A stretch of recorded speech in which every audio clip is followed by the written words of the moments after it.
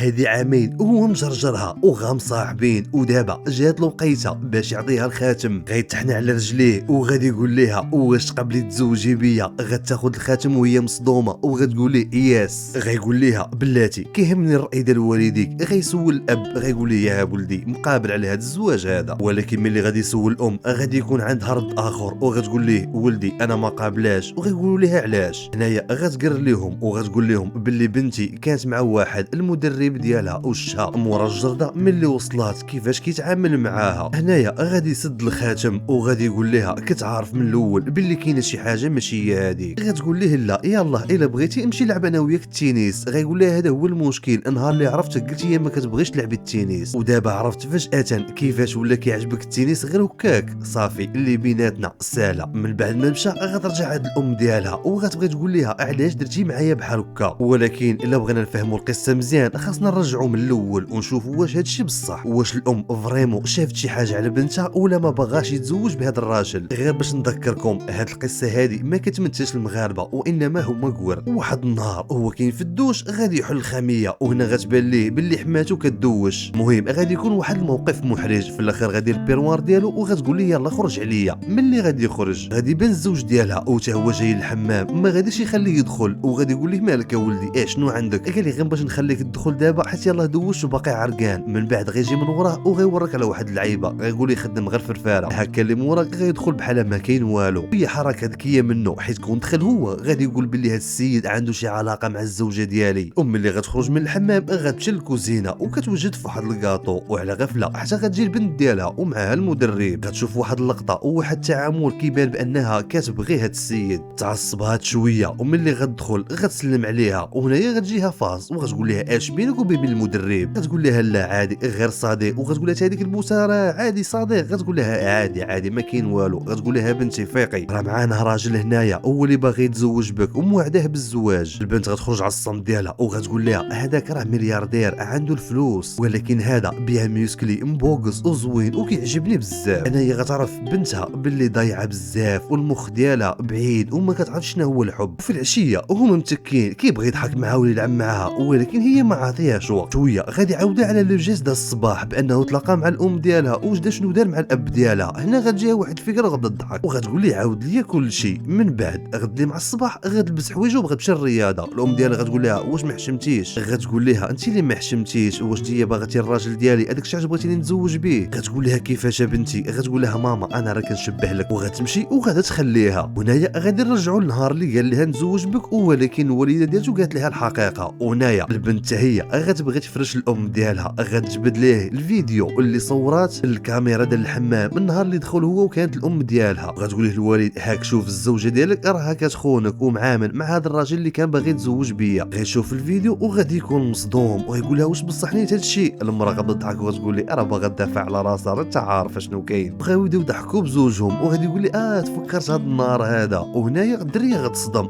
اشنو واقع؟ واش بابا ماشي راجل ولا ساحر عليه؟ غيقول لها بنتي حنايا بيناتنا ثقه كبيره 24 سنه وحنا مع بعضياتنا حيت جمعتنا صداقه وجمعنا حب وانا تايق فيها وحتى هي تايقه فيا. وهذا الشيء اللي بغينا نوصيو عليك يا بنتي، خاصك تختاري الراجل اللي غادي يبغيك وغادا تبغيه، ماشي واحد اللي عنده الفلوس يعني تبغي فلوسه، ولا ماشي واحد اللي مهلي في راسو وغتبغي الجسم ديالو، حيت هذا كيتسمى اعجاب ماشي حب. وكنواعدك انك النهار اللي غتلقاي بحال هذا الراجل غادي تعيشي معاه الحياه السعيده. وصلنا لنهايه القصه، ما تنساش تخلي واحد اعجاب الى عجباتك القصه بطبيعه الحال، شي تعليق الا بغيتي خلي لنا شي ملخص على هذه القصه واش شنو فهمتي منها. كان معكم خوكم هشام، الى قصه قادمه ان شاء الله.